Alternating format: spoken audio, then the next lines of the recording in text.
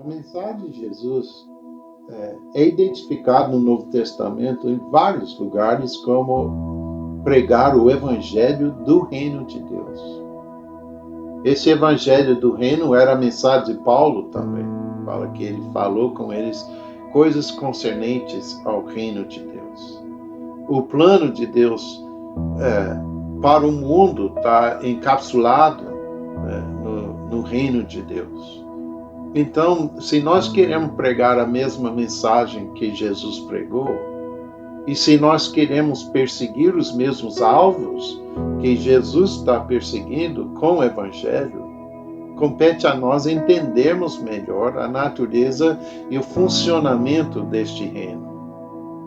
Este reino afeta tudo na sociedade.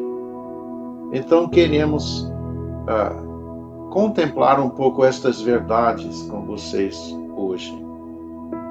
Em Mateus capítulo 6, versículo 10, Jesus nos ensinou a orar assim: venha teu reino, seja feita a tua vontade, assim na terra como no céu. É interessante aqui que o reino de Deus existe já na sua forma perfeita no céu. Venha teu reino, seja feita a tua vontade, assim na terra como no céu. Então, a vontade de Deus está sendo feita no céu. E aqui na terra, nem tanto. E nesses versículos, nós entendemos que nossa tarefa é fazer com que a vontade de Deus que existe já no céu venha a existir também na terra.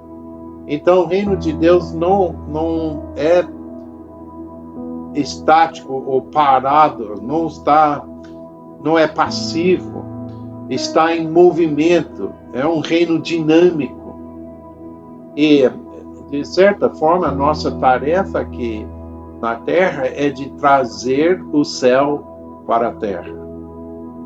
Aliás, o Novo Testamento focaliza mais este movimento do céu para a terra do que da terra para o céu. Em nossa pregação do Evangelho de salvação pessoal, e mais nada, nós enfatizamos converter, nascer de novo e ir daqui para o céu. Então, quando uma pessoa converte, quando nasce de novo, o esforço é para não desviar, para não perder esse acesso ao céu. Nós temos que ser salvos e nossa tendência é focalizar em tudo isso. Mas não é o teor do Novo Testamento. Claro, nós precisamos nascer de novo. Sim, isso providencia para nós salvação, é precioso, é algo que Deus nos dá. Mas o propósito da gente, depois de converter, é de cumprir esta passagem e outras, é de trazer o céu para a terra. Né? A nossa tendência, em nossa tradição evangélica, é de mais ou menos descartar a terra. E Deus vai destruir tudo mesmo, então, né, não é importante, e a gente dá pouco valor à sociedade, à ecologia e outras coisas. Mas Deus tem planos para a terra. Em Efésios 1, 9 e 10, fala que o mistério da vontade de Deus é este, que de fazer convergir em Cristo todas as coisas, tanto no céu quanto na terra. Então, esse processo do céu e a terra se convergir, nós temos um papel super importante. Meu irmão, qual é a nossa atitude para com o mundo aí fora? Nós devemos amar o mundo ou não devemos amar o mundo? Eu tenho feito esta indagação com várias audiências e pessoas ficam confusas, mas geralmente uma maioria fala que não devemos amar o mundo. E no contexto desta aula, eles percebem que eu estou falando, então sempre tem um bom grupo também que fala que devemos amar o mundo. Qual é a verdade? Porque a Bíblia fala, não ameis o mundo, nem as coisas que há no mundo. Quem ama o mundo, o amor do Pai não está nele. 1 João. Então as pessoas levantam a mão e falam, não devemos amar o mundo. E eles estão alinhados com essa passagem. Mas os outros que falam que o crente deve amar o mundo estão alinhados com João 3,16. Deus amou o mundo de tal maneira que enviou seu Filho unigênito. Então, eu pensei, uns anos atrás, a diferença deve ser nas palavras usadas, né? Outra palavra para o mundo ou outra palavra para amor. Então fui pesquisar e eu descobri que são as mesmas palavras para amor, para o mundo. Até o autor é o mesmo que o João que escreveu as duas passagens. A diferença é no contexto. 1 João, onde fala não ameis o mundo nem as coisas que há no mundo, está no contexto de fonte, de onde nós vamos achar nossa vida, nossa satisfação, onde nós vamos nos realizar.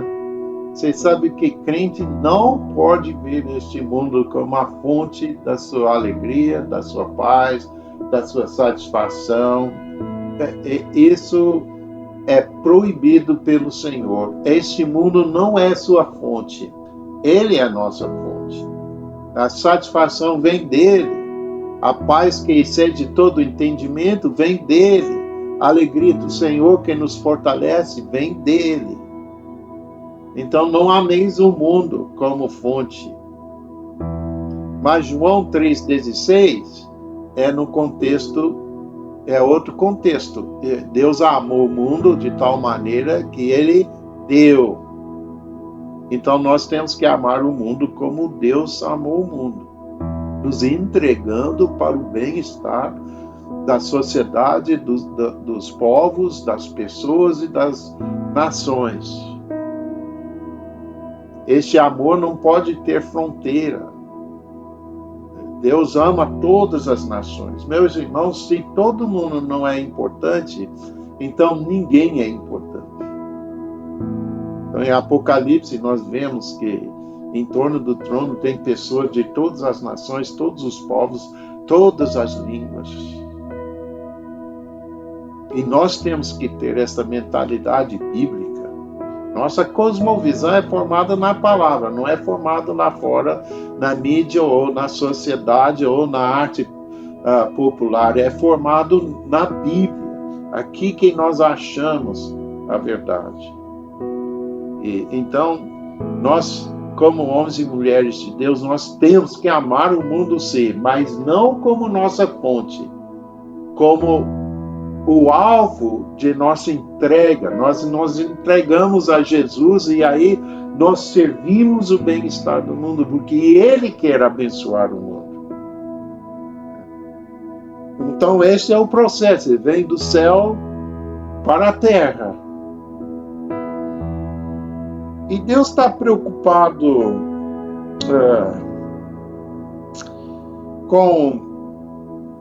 com tudo, ou ele só se preocupa com coisas religiosas?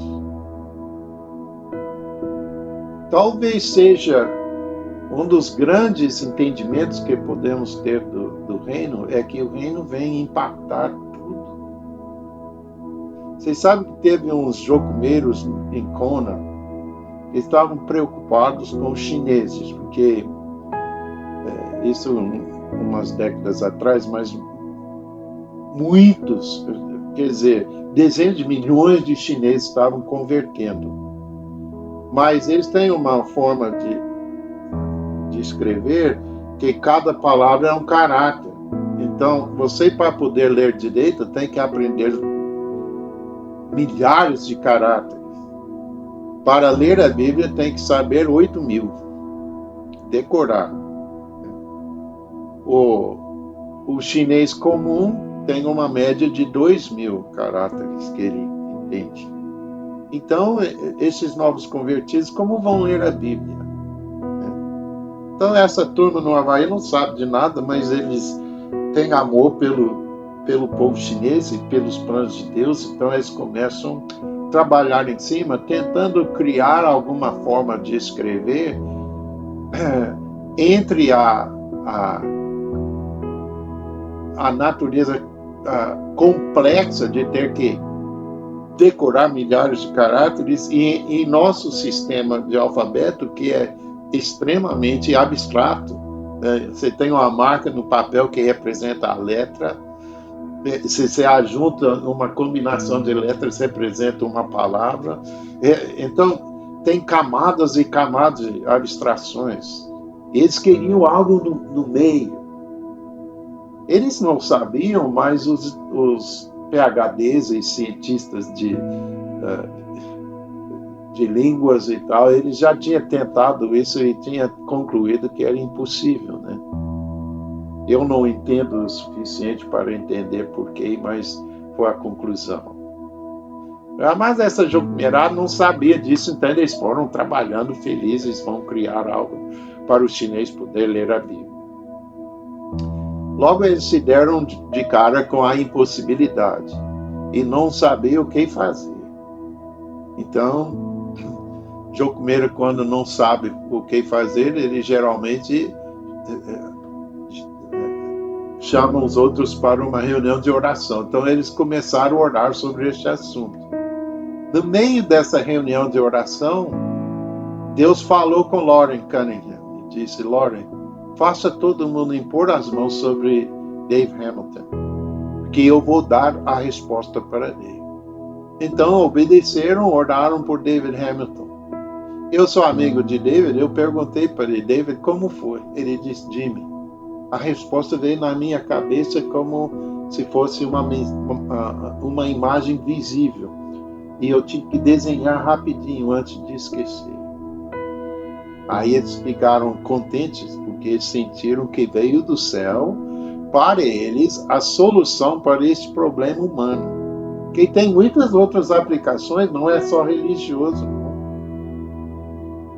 Só que eles não sabiam desenvolver isso, porque não eram linguistas, então chamaram nosso melhor linguista na Jocum, que é uma carioca chamada Márcia, e Márcia Suzuki, o marido dela.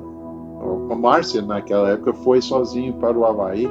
Eu perguntei para a Márcia: Márcia, quem você pensou durante a viagem para o Havaí? Eu disse: Jimmy, eu sabia que era impossível. Sabe que ela é especialista no ramo, né? E eu não sabia como falar com David Hamilton sem causar dor, né? Então eu fiquei pensando a viagem toda: como eu vou falar com David Hamilton? Mas quando eu cheguei lá, eles me mostraram o trabalho que tinha feito, eu fiquei estupefacta, disse a Márcia, porque eles tinham resolvido a questão que deixava todos os especialistas perplexos e sem resposta. E Márcia trabalhou em cima daquilo e nós saímos com uma coisa chamada Uniscript. Em testes de campo, agora, podemos ensinar um chinês a ler o suficiente para ler a Bíblia em aproximadamente 6 horas. É estrondoso. Mas interessante também é que tinha uma professora lá na escola da Jocum para crianças, lá em Kono mesmo, que estava muito frustrada com um aluno que era um menino assim inteligente, mas ele como é que chama? Ele era disléxico extremamente, então ele não estava conseguindo aprender a ler. E essa professora pensou: eu vou tentar com ele, eu vou ver se ele aprende a ler usando um script. Então ela começou a trabalhar com ele usando um script. Aquele menino não somente aprendeu a ler, mas de alguma forma o cérebro dele foi reestruturado e ele deixou de ser disléxico. Então, isso, a última vez que eu vi, estava sendo estudado na Universidade de São Francisco, em Harvard, para entender como é que isso aconteceu. Uniscript, uma grande resposta para muitos problemas ao redor do mundo, e veio de onde? Veio do céu para a terra. Nós somos este elo entre o céu e a terra, pelo menos durante este período da história redentiva da terra. É um papel muito importante. Venha teu reino, Senhor. Seja feita a tua vontade, assim na terra como é feito no céu. Então, o reino está em movimento e a intenção de Deus é de implantar este reino aqui na terra. A mensagem de Jesus e de Paulo e os outros apóstolos era o evangelho do reino de Deus. Outra observação sobre este reino. O reino de Deus representa toda a vontade de Deus para a terra. Não só a vontade de Deus para a parte religiosa, mas para toda a sociedade. Em Daniel capítulo 2, nós temos aquela estátua de Nabucodonosor e vem uma pedra humilde assim, saiu da montanha, foi feito sem interferência humana e desceu e moeu a estátua de Nabucodonosor. Essa estátua que representa a glória das nações e dos impérios. E reduziu a pó esta glória, pó tão fino que o vento veio e levou. E aí a pedra, que é identificado como o reino de Deus lá em Daniel 2, cresceu até encher a terra. Meus irmãos, isso vai acontecer. Isso não é uma questão de que é a vontade de Deus, mas quem sabe, vai acontecer mesmo, né? E o reino de Deus é a vontade de Deus para toda a nossa vida, né? E é muito abrangente. Uma vez, foi em 2003, eu fiz uma cirurgia e depois eu não podia trabalhar, né? Mas o médico falou que eu podia pescar. Eu gostei daquele médico. E um dia eu resolvi sair para pescar, porque ficar em casa sem fazer nada é uma droga, né? Mas era uma quinta-feira, eu saí de casa. Eu nunca tinha saído em dia de trabalho para fazer algo assim. Então eu estava me sentindo culpado, dirigindo, pensando, mas o diabo está rodando a terra, procurando quem ele possa devorar, e eu vou pescar. 119 mil pessoas por dia morrendo e descendo para o inferno, e eu vou pescar. Eu estava mal assim, eu tô lá, cheguei na lagoa, estou tirando minha traia, e Deus disse: Jimmy, o que você está fazendo? Eu disse: ué, eu vou pescar, Senhor, mas não preocupa não, eu não vou me divertir não. E Deus disse para mim: Jimmy, você vai estragar meu dia. Agora, quando eu falo Deus falou comigo e tal, não tem muitas palavras, mas para contar a história eu tenho que pôr palavras, né? É uma impressão do meu espírito. Mas eu tive essa expressão, Deus dizer: Jimmy, você vai estragar meu dia. Eu disse: Senhor, como estragar seu dia? Ele disse: Jimmy, eu te amo. Quando você se diverte, eu me divirto. Quando você está alegre, isso me alegra. Ele disse: é, Senhor. Então, vou me divertir mesmo. Acho que eu peguei 60 peixes naquele dia. História de pescador. Até nossas vidas recreativas fazem parte dos planos de Deus. Durante um período da minha vida, eu tinha começado em missões, mas eu conheci essa moça no Havaí. Deus foi me orientando. Eu acabei indo para o Havaí, para estar perto dela e eventualmente casar com ela.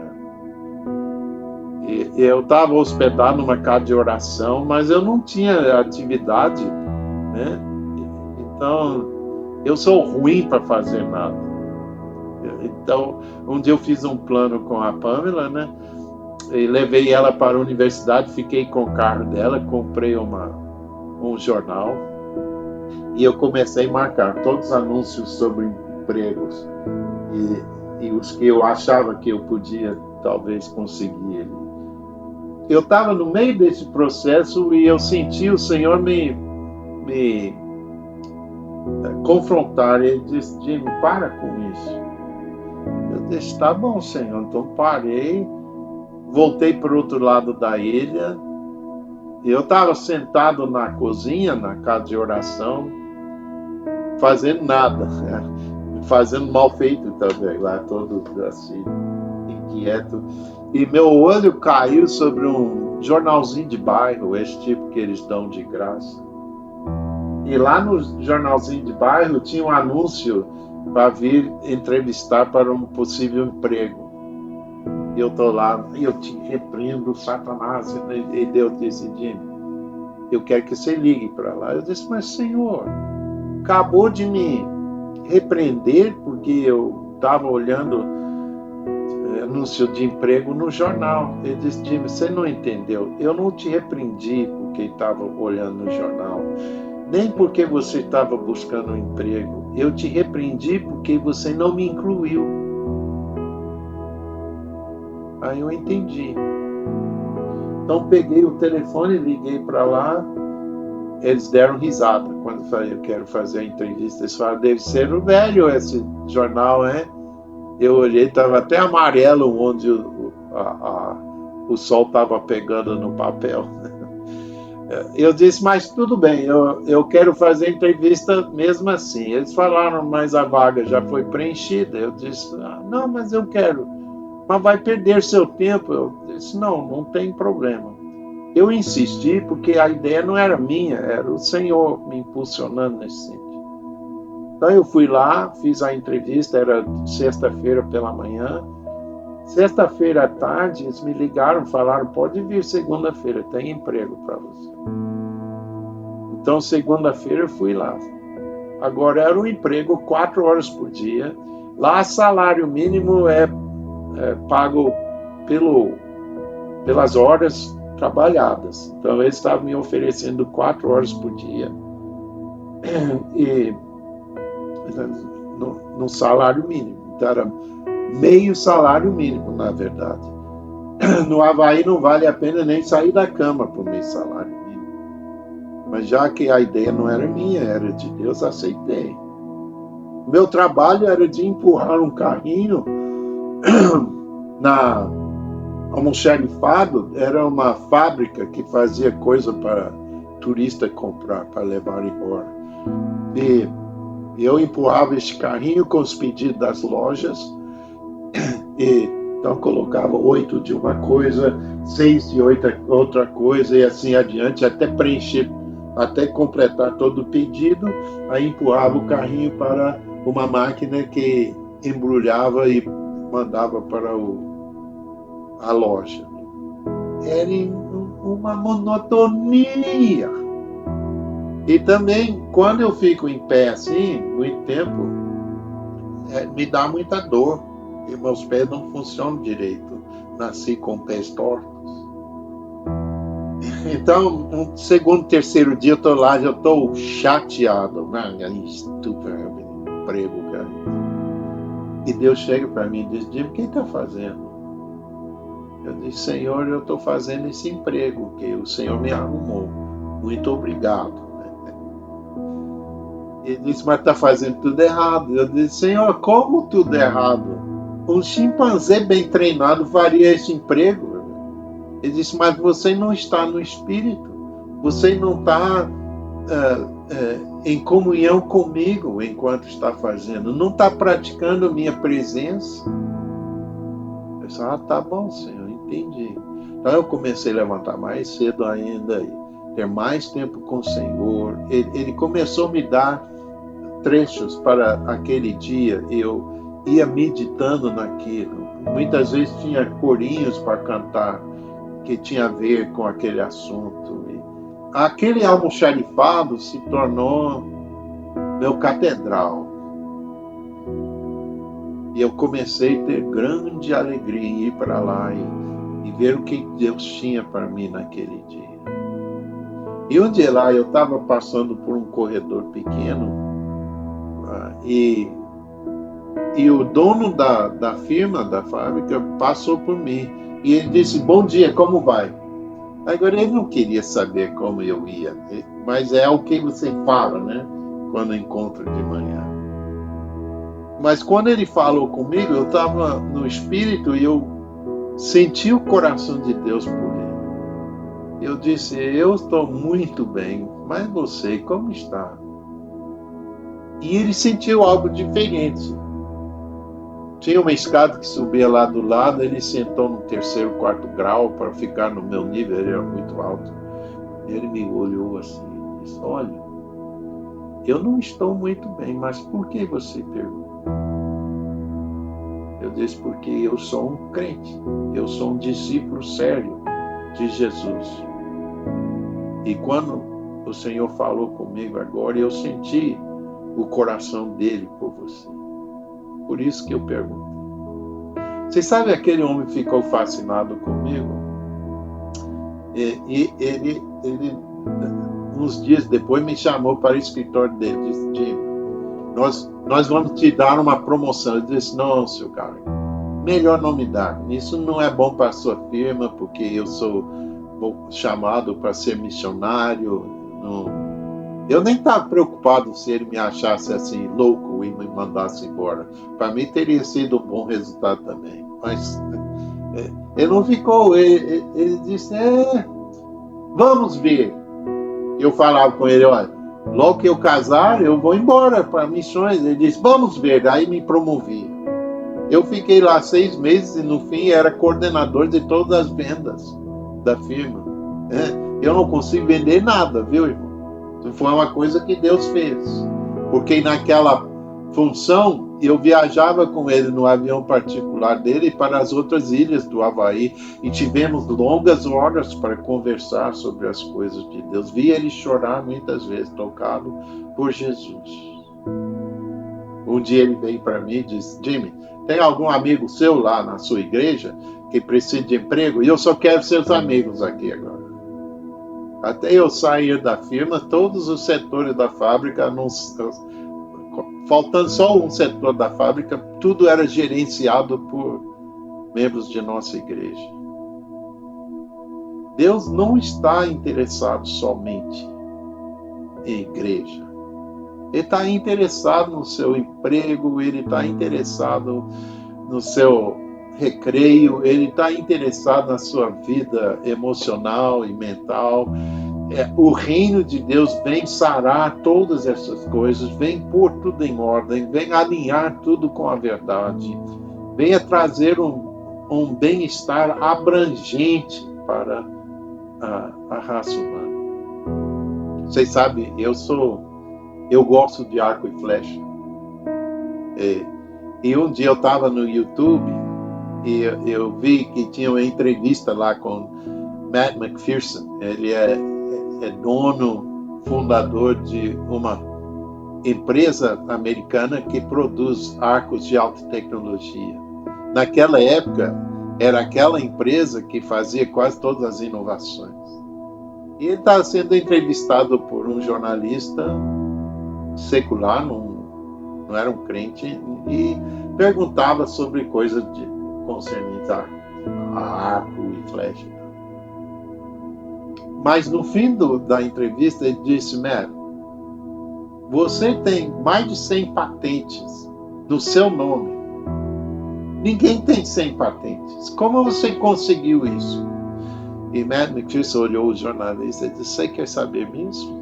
Ele disse, eu quero saber, por isso que eu pergunto. Ele disse, olha, eu sou amigo da pessoa mais criativa do universo. E ele escreveu um livro para mim. E nesse livro ele prometeu que ele me ensinaria sobre todas as coisas. Então, quando eu tenho um problema que eu não sei a solução, eu vou, pergunto para ele, ele me ensina. E sai outro patente. Você vê? O Matt McPherson é crente. Ele fala com Jesus. Jesus dá soluções para ele na área de arco e flecha. Já pensou? O reino de Deus é abrangente. Não tem nada que seja importante para você que não é importante para ele também. Então, nossos crentes que vêm para nossas igrejas no domingo, nós temos que equipar-nos para liberar esse poder nas suas vidas. Eles estão trabalhando lá nas esferas. Você tem professores, você tem juízes, tem advogados, você tem políticos, você tem todo tipo de gente em nossas igrejas. Domingo é onde eles são equipados para levar esse evangelho para a sociedade. Não somente pelo evangelismo, focalizando em levar pessoas para o céu, mas também nas soluções para a humanidade, em ser um empregado melhor, mais eficiente, mais inteligente, mais sábio, em formar uma família que reflete os valores e a vida de Cristo. O reino de Deus tem um impacto sobre tudo que seja importante para o ser humano. Então, esse evangelho que nós pregamos é para ter um sistema de educação melhor, é para ter governo melhor, é para ter indústria e comércio que serve à população, em vez de ser dirigido cobiça e avareza. É ver uma transformação que infiltra toda a sociedade com essa vida, com essa graça que é a vida de Jesus estendido para nós. Então, o reino de Deus está em movimento do céu para a terra. Esse é o movimento principal do Novo Testamento. Lá em Apocalipse, até o céu desce para a terra. Nova Jerusalém desce para a terra. E os dois se tornam uma coisa só. Venha teu reino, seja feita a tua vontade, assim na terra como no céu. Segundo ponto, este evangelho do reino de Deus visa toda a atividade humana para trazer um bem-estar e uma prosperidade abrangente e completa. E nós vamos achar as respostas para o mundo no céu. O Uniscript, que eu te descrevi para ensinar os chineses a ler, existia já no céu. E a turma orou e veio do céu para a terra e agora está sendo resposta para muita gente. Então, nós temos que estar atentos para liberar este reino em nossa volta na sociedade. E vocês sabem, irmãos, que isso funciona mesmo. Isso não é um sonho que não tem evidência, que a gente está sendo irracional ou algo assim. Tem um homem chamado Dudley Woodbury, e ele é um PhD em estudos islâmicos, tem ajudado com nossos trabalhos entre muçulmanos. Eu conheci ele lá em Londres, quando eu estava ministrando a uma equipe que trabalhava com paquistaneses. E este homem teve um filho chamado Robert. Robert cresceu e sentiu de Deus que ele devia ser acadêmico como o pai. Então ele perseguia este alvo por obediência ao Senhor. Quando chegou a hora de ele fazer a tese dele, o PhD dele, ele ficou sem solução durante um bom tempo. Mas um dia ele estava sentado na sala de aula e o maior especialista sobre o desenvolvimento de democracia entre as nações do mundo estava dando uma palestra bem técnica eu, se escutasse essa palestra, eu ia entender algumas das palavras como ele, ela, né? Mas o conteúdo era muito técnico. E no meio dessa palestra, ele abriu uma parêntese e disse: olha, quando eu olho essas coisas na história, eu estou me dando de cara com missionários protestantes toda hora. Alguém devia olhar aquilo. Ele fechou parênteses, continuou com a palestra, mas isso caiu no coração de Robert Woodbury como um chamado de Deus. Ele levantou daquela palestra, ele foi no lugar dos arquivos antigos, livros que ninguém usa na biblioteca da universidade. Ele achou um volume que ali estava todos os pontos de trabalho missionários do mundo. E foi publicado em 1924, então representava um retrato do início do século XX. E ele começou a ir ponto por ponto e a juntar dados sobre a influência dos missionários desses lugares. Quando começou a parecer que ele ia achar resultados significantes, seu conselheiro, que ajudava ele com essa tese, falou com ele: Robert, se você mostrar que missionários tiveram um impacto positivo, você será crucificado pelo mundo acadêmico. Eles não querem ouvir isso. Eles, professor, eu sei, mas eu preciso fazer. Então, este conselheiro decidiu confiar no Robert. Conseguiu fundos e tal, e eles colocaram até 50 pesquisadores trabalhando. Trabalharam durante 10 anos. Ajuntaram um banco de dados enorme. E ele fez um motor de software para poder organizar e analisar isso, e chegou o dia de ver o resultado. Então ele levantou de madrugada, porque precisava do supercomputador da universidade, uso exclusivo, durante algumas horas, pelo tamanho do banco de dados. E tinha que fazer no meio da noite. Então ele desceu lá de madrugada, ligou as luzes fluorescentes, né? E sentou lá e pensou: se eu apertar esse botão e não mostrar nada, acabo de perder 10 anos da minha vida. Mas ele apertou. Quando os resultados começaram a voltar, eram tão fortes que ele se assustou. Ele disse que foi o equivalente de uma bomba atômica explodindo na cabeça dele. Então ele decidiu: isso é muito forte, eu tenho que ter certeza que é verdade. Então ele ficou 3 anos tentando desprovar o que ele tinha acabado de provar. Mas tudo que ele fazia só fortalecia o resultado. O resultado foi o seguinte: um certo tipo de missionário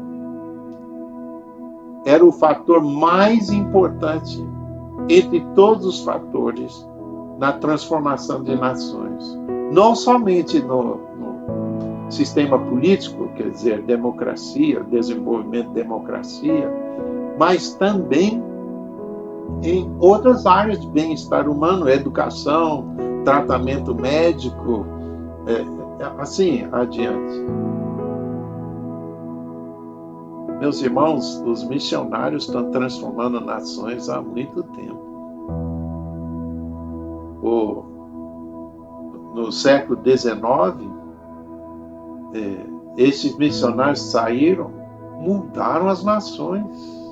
Não somente implantação de igrejas, mas tratamento médico, tratamento de mulheres, sobrevivência de crianças, saúde, etc. O reino de Deus funciona. Agora, esses missionários tinham que ter duas características. Uma, eles tinham que levantar seu próprio sustento.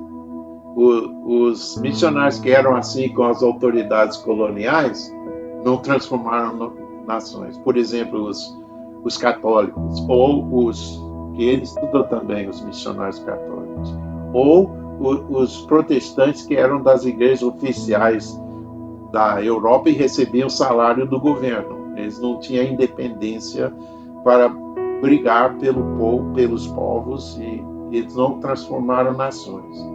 Eram missionários como nós, levando seu próprio sustento.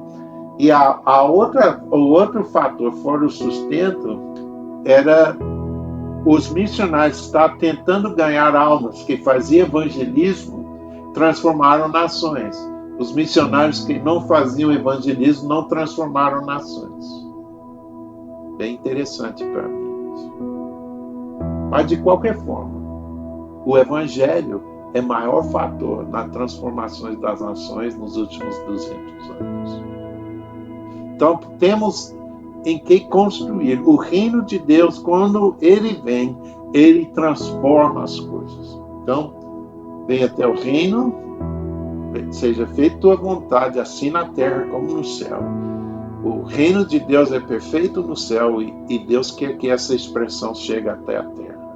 Segundo, é abrangente, inclui saúde, educação, bem-estar geral, etc. E o terceiro ponto e último que eu quero fazer hoje é que o reino de Deus é espiritual na sua natureza, na sua substância, na sua autoridade. Jesus disse assim, João 3:3, quem não nasceu de novo, não pode ver o reino de Deus. Bem interessante, né? O reino de Deus, a sua substância é espiritual. Se você não nasceu de novo, não uniu seu espírito com o Espírito de Deus, você não consegue perceber o reino de Deus. O reino de Deus não são nossas instituições visíveis. É algo diferente. Também na Bíblia, em 1 Coríntios 4:20, fala porque o reino de Deus consiste não em palavra, mas em poder. Então, o que eu estou dizendo com isso?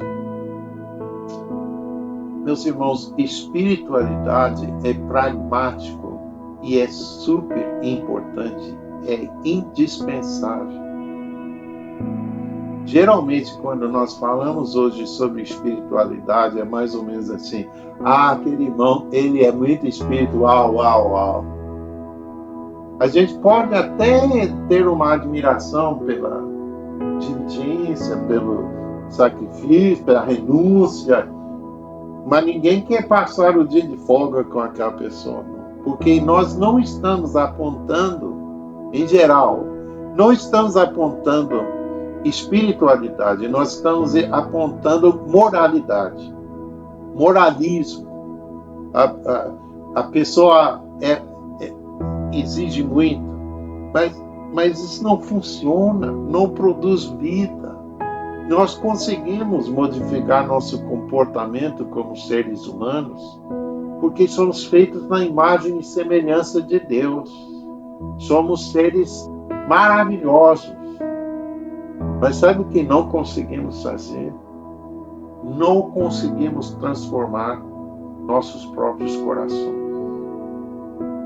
Então, a distância entre nosso comportamento e nosso coração corrupto se torna cada vez maior. E isso gera uma tensão, uma incoerência, uma inconstância com fracassos pelo caminho. Isso gera insegurança. A insegurança gera competitividade, comparações, fofocas, acusações, tudo para a gente sentir melhor sobre nós mesmos. Produz exatamente o contrário do ambiente de amor que Deus quer produzir em nosso meio. Qual é a resposta? É Cristo em nós a esperança do mundo. Jesus disse assim, se você permanecer em mim, e minhas palavras permanecerem em vós, pedireis o que quiserdes e vos será feito. O segredo de sucesso espiritual, de paz que excede todo entendimento, da alegria do Senhor que é a nossa força, essas coisas vêm do Espírito de Deus. 1 Coríntios, capítulo 2. Leia e medite naquele capítulo, meu irmão. É muito claro lá que o conceito que Deus tem do ser humano não é de um ser psicológico, é de um ser espiritual. E nossa aprendizagem vem pelo Espírito. É aquele capítulo que fala coisas espirituais. O mundo não entende, os poderosos deste século não entendem, nem podem entender, porque coisas espirituais são discernidas espiritualmente. E esse é o capítulo que termina: nós temos a mente de Cristo. Mas é claro lá que para Deus o nosso espírito faz parte da nossa mente. Nós não somos materialistas que nossa mente é limitada ao nosso cérebro, apenas o cérebro. Não, o cérebro serve nosso espírito, mas muito nosso entendimento vem pelo Espírito. Então, o reino de Deus depende desta vida no Espírito para ter sua expressão através de nossas vidas. Por exemplo, quase todos os crentes, se tem qualquer sensibilidade mesmo, todos os crentes vão estar, às vezes, frustrados com a qualidade do amor que eles conseguem oferecer para os à sua volta. Como é que vamos amar mais? Com o amor fervoroso que a Bíblia manda. Eu falar, eu amo, não vai dar resultado nenhum. Nós precisamos lançar a mão em Romanos 5:5. O amor de Deus é derramado em nossos corações pelo Espírito Santo. Você não é boa fonte de amor. Eu não sou boa fonte de amor. Ele é a fonte de todo o verdadeiro amor que tem. E nós acharemos nele este amor. É a mesma coisa para a pureza, para a transformação. Quem anda no Espírito não cumprirá as obras da carne. Então, compete a nós viver neste reino. E viver neste reino quer dizer que nós vivemos na prática da presença de Jesus, andamos no Espírito. A vida de Cristo flui em nós. Efésios capítulo 2 fala, ele nos faz viver, versículo 5, e abre uma parênteses, fala, pela graça sois salvos.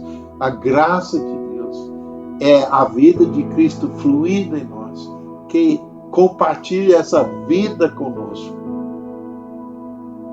Ser cidadão do reino de Deus, você não é cidadão porque você aderiu a certas ideias e doutrinas e coisas assim. É uma questão espiritual de você viver na prática da presença de Deus. E essa é a esperança das esferas da sociedade. Vocês sabem, um dia eu estava almoçando com um advogado inglês. E não é qualquer advogado, o nome dele é Jamie Featherby, e ele foi escolhido para encabeçar a equipe legal das Olimpíadas de Londres. Então ele é talvez o advogado mais destacado da Inglaterra, é um homem super bem sucedido. E durante nosso almoço ele virou para mim e disse, Jimmy, precisamos de você. Em inglês não dá para saber se ele estava falando de mim pessoalmente ou de Jocum, mas eu acredito que foi corporativo. E precisamos de vocês. E eu fiquei pensando depois, como ele precisa de mim? E eu não vou poder ensiná-lo como ser advogado, ele já é o mais bem-sucedido no país. Mas ele sentia em nós, Jocum, no caso dele, ele sentiu a vida de Cristo. Isso atraía ele. O que nós temos, irmãos, pastores, líderes espirituais, o que nós oferecemos às esferas da sociedade não é de nos tornar especialistas nas questões das esferas. Não vamos conseguir fazer isso. Nossa contribuição vem pela qualidade de nosso caminhar com Cristo. Nossa cidadania no reino de Deus também é estabelecida igual. Então nós andamos com o fluir, como Jesus vivia pelo Pai, nós vivemos por Ele, o fluir da vida dele. E nisso nós nos tornamos atraentes para as esferas da sociedade. Não precisamos sair da nossa esfera de religião, mas nós precisamos viver como homens e mulheres espirituais. E a qualidade do nosso caminhar com Jesus faz com que tenhamos a sabedoria, o poder, a unção, o entendimento para ajudar na transformação da sociedade. Senhor, venha teu reino, seja feita a tua vontade, assim na terra como no céu. Última pergunta. Se esta fosse a sua última aula, como 2 Timóteo foi a última carta pastoral de um mestre para... Você pegou isso dele já, né? Ele acabou de me mandar para te perguntar. E disse que podia fazer a pergunta na gravação, então lá vai. Mas se essa fosse a sua última instrução, como 2 Timóteo, de um mestre para os seus alunos, o que é que você diria para todas as pessoas que você influencia direta ou indiretamente?